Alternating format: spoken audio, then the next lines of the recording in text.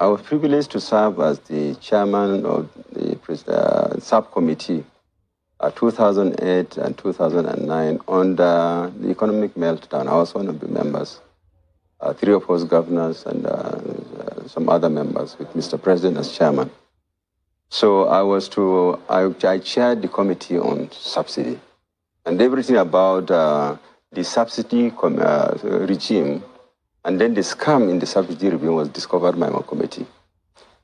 And of course, since then, recommendations were made, which unfortunately were never implemented, and it's very sad. I'm sad to let Nigerians know that from what I saw, we came across situations where subsidy was claimed on pipelines that never existed. You just claim that I would have pumped X amount of, either finished products or crude, maybe from Kaduna, from Warri to Kaduna. By NNPC?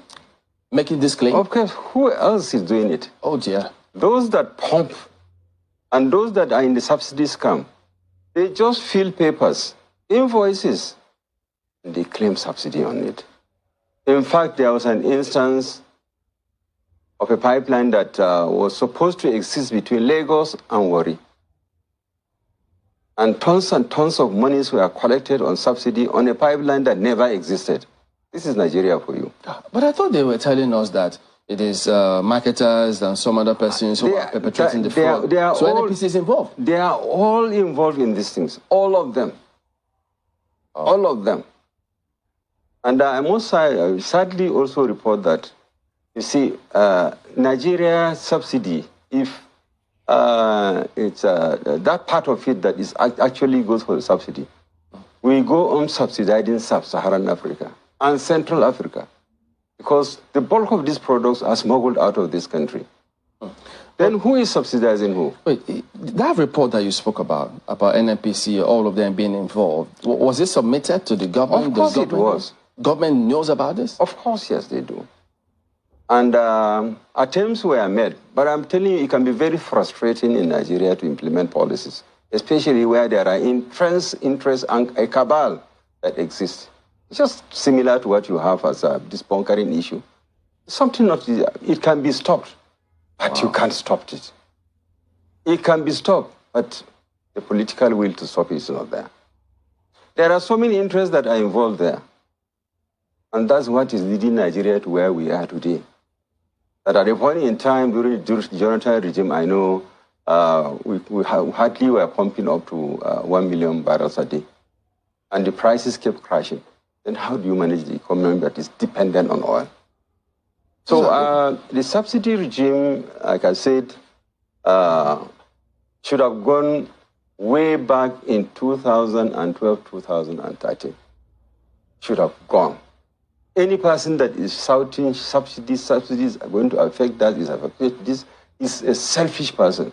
A person who is connected to the scammers that are killing this country. What you've said is very shocking to a lot of Nigerians. Much as you say you are sad to tell, but yes, it's important that Nigerians know. And that means that all this while, the previous government and previous governments have been lying to Nigerians about this subsidy matter. I think so. They didn't have the political will to take the decisions to remove it. All this, they say, IMF is pushing us, IMF is that, World Bank is... That is not the issue. In fact, I have one of my friends who is in the oil industry. We traveled to China with him, one of the presidents of Nigeria. He told me, my brother, because we were discussing the subsidy issue, say, I'm a member of the economic team of Mr. President. And when I went for a meeting, I told him, Mr. President, I called him by the side. I said, Mr. President, please remove this subsidy. He said, we are tired of making money. What? Yes, I'm telling you to God Almighty. He said, we are tired of making money, Mr. President. Remove this subsidy. Because he is a patriot and he's seen the scams that are going on there. Goodness. And he told me, he's alive today. Won't your friend then say that they were tired of making money, understanding the scam? So did they tell you, why didn't the president go ahead and remove it? Because if he had that first-hand information, He should have acted, the former president. I'm sorry, my brother. The president may not have done it because of the entrenched interest. It could even be at the risk of his life. But at least the president of Nigeria is adequately protected. If I were him, I would have bitten the bullet and taken the decision. So why, Let hell fall, because the poor man out there is suffering and dying of hunger. Yeah, and we are busy feeding on them in collaboration with foreigners. But at the risk of his life may not be tenable because he's very well protected as president. Yes, so I'm just wondering. Probably, I mean, the whole thing was maybe shrouded in something very cloudy that you cannot understand. Because why are you a worker? Why are you? You are there to take decisions on a daily basis. And this decision can be right or wrong. You have the right to take those decisions.